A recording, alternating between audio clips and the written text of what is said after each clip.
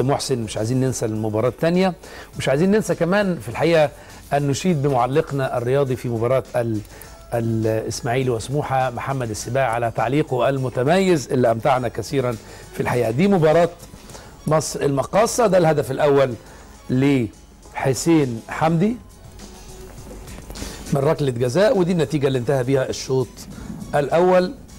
ثم الشوط الثاني حمل أيضا ركلة جزاء ثانية، عنده برجل واسع قوي. المرة دي بقى صنعها حسين حمدي نفسه. شوفها تاني اهي. لا ده كل ده بره.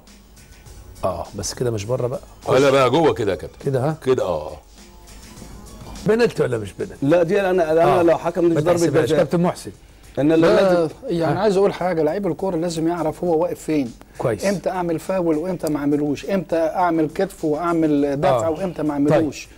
انا شايف ده تهور ادى الى ضربه جزاء مستحقه. تمام. اهمال واهمال طبعا في اهمال كابتن علي. لا انا لو موجود احسبها. طيب حسب، لان راح منفرد وراح للجول والتاني في ظهره وعرقله.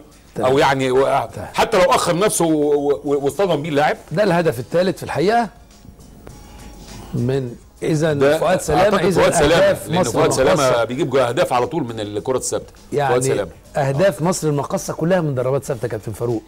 الثلاثه من ضربات ثابته. كابتن عمر عايزين نشيد برضه بالحكم بتاع النهارده الحقيقه بتاع هنشيد طبعا. الحقيقه كان كويس، ادى مباراه كويسه واسم جديد وواضح انه واعد، يعني عنده قدرات كويسه.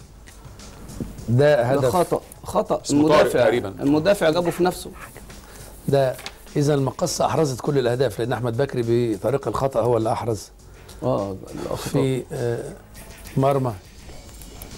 بس هو حاجه جديده ان الحكم يبقى عنده الجراءه ان هو يحسب ضربتين جزاء لفريق وهو كسبان ضربه جزاء ثالثه.